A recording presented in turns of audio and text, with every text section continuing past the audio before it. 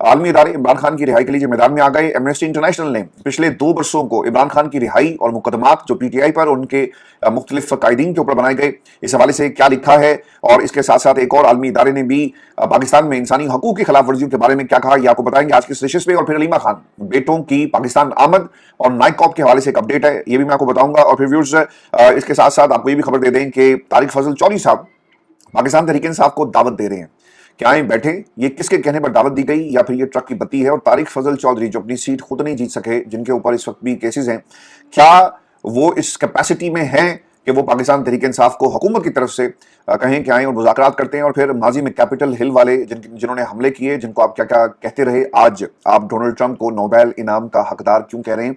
और पाकिस्तान में अरबों डॉलर्स के जो तांबे के ज़खायर हैं, इसका इस बयान से क्या ताल्लुक है? और फिर एक इंतहाई अहम मुलाकात हुई जी इस्लामाबाद में, अमेरिका से कुछ लोग आए और ये 3 घंटे से ज़ायद मुलाकात जारी रही। ऐसा क्या हो रहा है ये भी आपको बताएंगे। और फिर व्यूअर्स, पाकिस्तान की आवाम के लिए मुझे नहीं पता है खुशखबरी है ये क्या है, 200 की बजाय 300 यूनिट्स तक प्रोटेक्टेड शराब में लाने की तजवीज़ है, क्या ये वाकई खुशखबरी है? इसका भी पोस्टमार्टम करेंगे। और फिर अभी एक स्कैंडल पूरी तरह पाकिस्तान के मीडिया पर सामने नहीं आया और इसमें कुछ पीसेस में आपको इन्फॉर्मेशन मिल रही है, तो इसी दौरान एक और स्कैंडल भी सर उठा रहा है, इसका भी मुकम्मल हाल अहवाल मैं आपके सामने रखूंगा। लेकिन जो सबसे अहम चीज़ है कि अलीमा खान के पिछले कुछ महीनों के अंदर जो एंट्रेंस थी आपकी अडाला जेल के अंदर, इसके ऊपर पाबंदी लगा दी गई। और उसकी एक बुनियादी वजह यह थी कि खानदान के लोग कभी भी अपने प्यारों को धोखा नहीं देते। अलीमा खान ने जब भी बाहर आई, मैंने उन पाकिस्तान की आवाम के सामने रखा, अगर खान साहब अपने दौरे हुकूमत में चाहते तो दर्जनों ओहदे बनाकर इसमें खानदान के लोगों को सेटल कर सकते थे, लेकिन इमरान खान ने ऐसा नहीं किया। पार्टी के वर्कर को जगह मिली, उसकी कोशिशों का ये नतीजा है कि आज ये मरूसी जमात नहीं है। इसीलिए इमरान खान के साथ लोग आज भी खड़े हैं और उनकी मकबूलियत का कोई तोड़ नहीं है पाकिस्तान की एस्टेब्लिशमेंट के पास। और अगर आज भी इमरान खान जेल में बैठकर भी कोई ओहदा बना दें और उसमें अलीमा खान को बैठा दिया जाए, तो मुझे नहीं लगता कि पाकिस्तान तहरीक इंसाफ के वर्कर्स या फिर बाहर जितने लोग हैं वो इस फैसले के खिलाफ जाएंगे, बल्कि उसे इमरान खान का हुक्म समझकर और वक्त का जो तकाजा है इसे एक बड़ी जीत करार देंगे। लेकिन व्यूअर्स, खान साहब ने कभी ऐसा नहीं किया। पार्टी के अंदर वर्कर को जगह मिली और फिर फ्लो ऑफ इंफॉर्मेशन जो जेल से बाहर खबरें आती रही, जब एस्टेब्लिशमेंट को एहसास होना शुरू हुआ कि जेल से बैठकर इमरान खान दुनिया के बड़े बड़े जरीदों को, अखबारात को इंटरव्यू दे रहा है, दुनिया के बड़े बड़े जो सहाफ़ी हैं वो सवालनामा भेजते हैं, उसका जवाब आता है, तो लिहाजा इस इंफॉर्मेशन को रोका जाए क्योंकि ये केस इमरान खान का आलमी शक्ल इख्तियार कर रहा है। तो पाबंदियां लग गई और फिर वो लोग जिनके ऊपर इमरान खान इन्हिसार कर रहे थे, उन्होंने इमरान खान के बयानिए को तोड़ मरोड़ कर, जिसमें बैरिस्टर सैफ साहब जो हैं वो आपको सबसे आगे नजर आएंगे, इन्होंने एक बयान सऊदी अरब के हवाले से दिया, इमरान खान ने फिर उसको करेक्ट करवाया। जब ऐसे आपके सामने एग्जाम्पल्स मौजूद थी तो इमरान खान ने फिर रिलाई करना शुरू कर दिया खानदान के लोगों पर, और फिर आखिरकार अडाला जेल के दरवाजे बहनों के लिए भी बंद कर दिए जाते हैं। अलीमा खान ने जी एक उनका जुमला बड़ा इंपॉर्टेंट है, और वो क्या है, क्योंकि आज़ादी का महीना है और ये आज़ादी प्लेट में रख के नहीं मिली, लाखों लोगों ने अपनी जानें कुर्बान की, फिर हमें आज़ादी मिली है अंग्रेज साम्राज्य से। अलीमा खान ये कहती हैं कि पाकिस्तान को अंग्रेज से आज़ादी हासिल करते 25 लाख इंसानी जानें कुर्बान हुई थी, सालों जदोजहद की, लेकिन इस कौम को हकीकी आज़ादी नसीब ना हुई। आज भी पाकिस्तान में माफिया का राज है।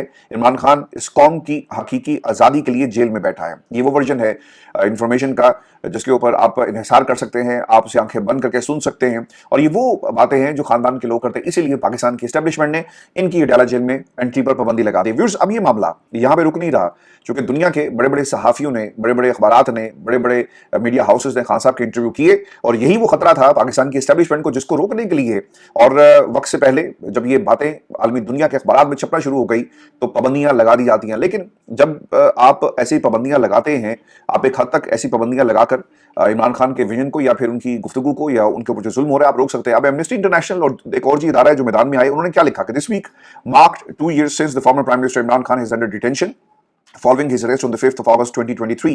5 अगस्त का उन्होंने जी हवाला दिया। मैं साथ साथ इसकी उर्दू ट्रांसलेशन भी कर देता हूं। जब इमरान खान को गिरफ्तार किया गया और अब उनकी गिरफ्तारी के 2 साल जो हैं वो मुकम्मल हुए, और his family members have raised concern regarding the treatment by the prison authorities. तो जेल में इमरान खान के साथ जो सलूक किया जा रहा है, इस पर खानदान के लोगों ने अपने खदशात का इजहार किया।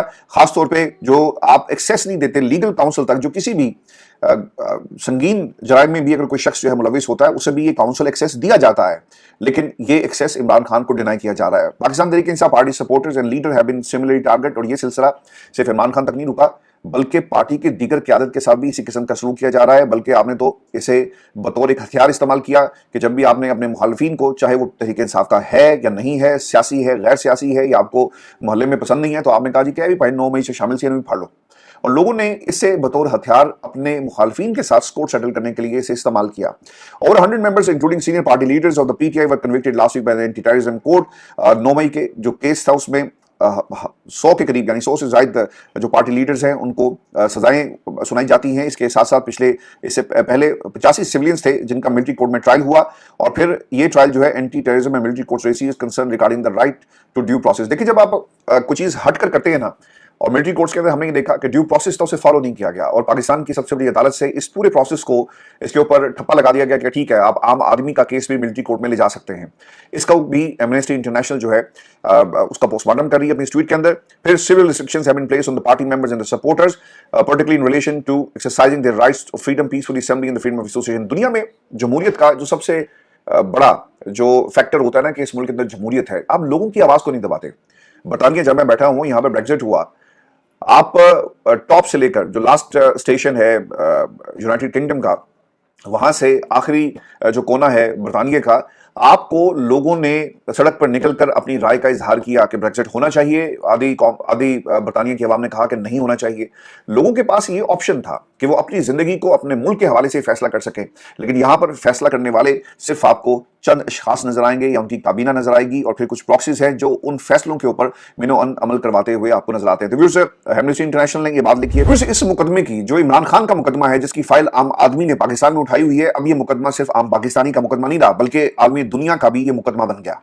इंटरनेशनल ह्यूमन राइट्स फाउंडेशन ने जी इसके ऊपर ट्वीट की, इमरान खान की 2 बरस से जो जिस तरह उन्हें जेल में रखा गया, उनके खिलाफ मुकदमा चलाए गए, ड्यू प्रोसेस ऑफ लॉ इसे फॉलो नहीं किया जा रहा और इमरान खान को एक मुनासिब मौका जो आइन और कानून पाकिस्तान का कहता है, उन्हें यह हक नहीं दिया जा रहा कि आप अपने केसेस का दिफा कर सकें। इस मुकदमे को अब इंटरनेशनल प्लेटफॉर्म्स के ऊपर लड़ा जा रहा है और यही वो खतरा है जिसकी तरफ पाकिस्तान की इस्टेब्लिशमेंट और पाकिस्तान की हुकूमत जो है वो काम कर रही है। अब इस मुल्क के अंदर एक तरफ आपने 9 मई का बयानिया बनाया, इमरान खान के ऊपर मुकदमात, उनके घड़ियों के किस्से, फिर बेटों को पाकिस्तान आना चाहिए नहीं आना चाहिए, उस पर भी एक अपडेट है, मैं आपको आगे चलकर देता हूं। आपने ऐसे इशूज को, नॉन इशूज को आपने इशूज बना दिया, जो असल इशूज थे उसके ऊपर आप पर्दा डाल रहे हैं, क्योंकि पर्दा इस वक्त जी बेसाबतियां चल रही हैं, अरबों की करप्शन। अभी तो हम मुकम्मल तौर पर जो आफ्टर शॉक्स थे, सियालकोट में एक शख्स को आपने पकड़ा, करोड़ों की रिश्वत है और जिसने पाकिस्तान के अंदर कौन कौन से गुल खिलाए हैं, अभी तो खैर उसकी डिटेल्स आना बाकी हैं, पाकिस्तान का मीडिया को दिखा नहीं रहा। अभी ये चीज थमी नहीं थी, मुकम्मल डिटेल्स नहीं आई तो पता ही चल रहा है कि जनाब एक और स्कैंडल सर उठा रहा है। और खबर के मुताबिक the serious irregularities worth 250 billion were revealed in just one sector, petroleum। 2050 अरब की संगीन बेज़ाब्तियों का जी इंकशाफ है और सुई गैस कंपनी से 69 अरब रुपए की वसूलियों में नाकामी की बात जो है बताई जा रही है। इसके अलावा विंटर लोड मैनेजमेंट के खिलाफ वर्जी से 53 अरब का नुकसान ये पाकिस्तान के कौमी इदारों को हुआ। फिर इसके साथ साथ खबर के मुताबिक जो पाकिस्तान में अब रिपोर्ट हो रही है कि गैस फील्ड्स में कंप्रेशन आलात की तनसीब में ताखीर से 44 अरब का नुकसान, OGDCL की फील्ड के अखराजात कम करने में नाकामी, ये भी उस रिपोर्ट का हिस्सा है। और फील्ड्स के अखराजात की वजह से मुनाफे में 32.6 अरब रुपए की कमी हुई, यानी रिपोर्ट। पेट्रोलियम शोबे में 2050 अरब से ज्यादा की बेज़ाब्तियों का इंकशाफ इस रिपोर्ट में लिखा गया। तो सर, जब आप मुल्क को नलायकों के हवाले कर देना तो फिर नतीजा ऐसा ही निकलेगा ना। जब आप मुल्क नाअहलों के हवाले कर देंगे ना तो नताइज सरकार ऐसे ही होते हैं। जब छोटे अपने इर्द गिर्द देखते हैं कि बेज़ाब्तियां हो रही हैं, लूटा जा रहा है पैसा, पाकिस्तान की आवाम का बेज़ाब्तियां हैं, तो कहते हैं चलो इस बहती गंगा में हम भी हाथ धोकर देखें। तो अब लोगों ने हाथ धोने के साथ साथ मुंह भी धोया, बल्कि पूरी डुबकी लगा ली है। और इस वक्त कैपेसिटीज इशूज हैं। जब मुल्क ऐसे लोगों के हवाले किया जाएगा जो चोर हैं, लुटेरे हैं, जिन्होंने माजी में नेशनल रिकन्सिलिएशन ऑर्डर के तहत अपने मुकदमात खत्म करवा लिए, जिस दिन मुल्क के वज़ीर-ए-आज़म के ऊपर फर्द जुर्म आयद होनी थी, उसे अगले दिन जो है मुल्क का वज़ीर-ए-आज़म बना दिया जाता है। जब आपके पास ऐसी एग्जाम्पल्स होंगी, जब जर्नैल पाकिस्तान की आवाम की तकदीर का फैसला करेंगे, तो वहां पर अरबों रुपए की बेज़ाब्तियों के इंकशाफात ही होते हैं। वहां पर दूध और शहर की नहरें जो है वो आपको नजर नहीं आएंगी। तो पाकिस्तान के अंदर सर एक और अनफॉर्चुनेट डे, जब एक बड़ा स्कैंडल सामने आया, कैपेसिटीज इश्यूज है, जिसका हवाला अब पाकिस्तान का मीडिया भी एक एक करके दे रहा है। मैं भी आपको ये खबर भी दे दूं, और ये क्योंकि इसी से रिलेटेड है, 200 की बजाय बिजली के 300 यूनिट तक प्रोटेक्टेड शरह में लाने की तजवीज़ है। और ज़राए वज़ारत तवानाई ये कहती है जी कि अरकान असम्बली ने 201 यूनिट्स पर 5,000 रुपये इजाफी बिल भिजवाने का मामला उठा दिया। अरकान असम्बली ने शहबाज शरीफ को सार्फिन के साथ होने वाली ज्यादती से कहा किया। अब शहबाज शरीफ साहब को पता नहीं है, वो रोटी को चूची कहते हैं कि ये 200 वाला जो मामला है कि 200 के ऊपर कितने आपके पैसे होंगे, और जिस तरह ही 201 यूनिट होता है तो जो टैरिफ रेट है वो किस तरह जंप कर जाता है। लोग बदवाएं दे रहे हैं हाथ उठाकर। जितना आपने पाकिस्तान की आवाम को नचोड़ना था, आपने निचोड़ लिया। और गर्मियों में चूंकि बिल ऑब्वियसली जो सीजन है, अब आप सर्दी की तरफ बढ़ रहे हैं और मौसम चेंज होगा, तो अब आप एक ऐसी सजेशन देंगे और फिर लोगों को कहेंगे ठीक है, क्योंकि अब कंजम्पशन सर कम हो जानी है वैसे ही, आगे आगे सर्दियां शुरू होंगी। तो उन्होंने कहा कि क्यों ना इसे भी हम एक्सप्लॉइट करें, और इसके पीछे जो कैच है वो ये है कि कुछ दिनों में मौसम तब्दील होगा, बिजली की वैसे ही खपत कम हो जाएगी। तो उन्होंने क्या किया कि उन्होंने 200 से 300 पे अब इसको लेकर जा रहे हैं और इस कहेंगे देखिए हमने पाकिस्तान की आवाम को जो है वो फायदा पहुंचाया। अभी उसे पाकिस्तान में एक स्कैंडल है जी, 17 करोड़ रिश्वत देने का इल्जाम। एडीसी आर सियालकोट इबाद संघेड़ा गिरफ्तार हो गए जी। ज़राए एंटी करप्शन के मुताबिक एडीसीआर ने हाउसिंग सोसाइटी के एनओसी के बदले 17 करोड़ की रिश्वत दी। ज़राए एंटी करप्शन ने यह भी कहा कि जाहिद जावेद नामी शहरी की दरखास्त पर कार्रवाई अमल में लाई गई। ज़राए एंटी करप्शन के मुताबिक 17 करोड़ से 13 करोड़ रुपए रिकवर कर लिए गए। 4 करोड़ रुपए की बरामदगी के लिए छापे मारे जा रहे हैं। ज़राए एंटी करप्शन के मुताबिक लाहौर में मुलजिम के घर में पैसों से भरी गाड़ी बरामद की गई। तो सर ये वो लोग हैं जिनकी गाड़ियों से भी पैसे बरामद होते हैं, जिनके बेडरूम्स के अंदर आपको करप्शन की फाइलें मिलेंगी, और ये सब कुछ पाकिस्तान में हो रहा है। हम अभी एक स्कैंडल को हजम कर रहे थे, वहीं पर अभी दूसरा स्कैंडल आ गया। और पाकिस्तान में जब आपका जो सियासतदान है वो काम नहीं करता जो जमहूरियत में होना चाहिए सर, फिर नताइज इसी किस्म के होते हैं। मिसाल के तौर पर आज एक गैर मामूली सी मीटिंग हुई है और 3 घंटे तक बताया जाता है कि ये मीटिंग जारी रही, और आसिफ अली जरदारी के बेटे बिलावल जरदारी से ये मीटिंग हुई है जी। और सीनियर डायरेक्टर अमेरिकी नेशनल सिक्योरिटी काउंसिल ने जरदारी हाउस में ये मुलाकात की। बिलावल भुट्टो जरदारी के हमरा आसफा भुट्टो जरदारी भी थी। मुलाकात पर सेनेटर शरी रहमान और अमेरिकी नाज़िल नताली बेकर भी मौजूद थी। और मुलाकात में 2 तरफा ताल्लुकात के फरोग, इलाकाई सलामती और तजारती और सफारती ताउन के मुख्तलिफ पहलुओं पर तबादला ख्याल किया गया। इन लोगों ने पाकिस्तान की सलामती और तजारत की सर क्या बात करनी, इन लोगों की कैपेसिटी नहीं है। ये वो डमीज हैं जो पाकिस्तान में जमहूरियत के कारखाने में जिनको बनाया जाता है, और ये वो जमहूरियत का कारखाना है जिसे पाकिस्तान की एस्टेब्लिशमेंट ने गेट नंबर 4 में लगाया। अब बिलावल जरदारी तारीफ नहीं करेंगे अमेरिका की, तो और क्या करेंगे, क्योंकि सारी सपोर्ट इस पाकिस्तान की एस्टेब्लिशमेंट को डोनाल्ड ट्रंप की एडमिनिस्ट्रेशन से मिल रही है। डोनाल्ड ट्रंप थक नहीं रहे पाकिस्तान की एस्टेब्लिशमेंट की तारीफ करते हुए। अमेरिकन एडमिनिस्ट्रेशन के सामने फजल जरदारी बैठकर ये सोच रहा होगा कि अगर पाकिस्तान की एस्टेब्लिशमेंट व्हाइट हाउस की तरफ देखती है तो मुझे भी उधर ही देखना है। और हैरानगी की बात यह है कि क्या अमेरिका और अमेरिकी एडमिनिस्ट्रेशन को यह मालूम नहीं है कि बिलावल जरदारी ने माजी में डोनाल्ड ट्रंप के हवाले से क्या बयान दिए। कैपिटल हिल का मामला हो, पाकिस्तान में सियासतदान क्या कहते रहे कि डोनाल्ड ट्रंप पाकिस्तान का जो है वो इमरान खान है, और कैपिटल हिल पे क्या सियासत की, ये तमाम चीजें अपनी तरफ। लेकिन डोनाल्ड ट्रंप के साथ इस वक्त आपको ये प्यार की पींगे जो है बढ़ाते हुए नजर आएंगे। और इसकी एक वजह सर ये भी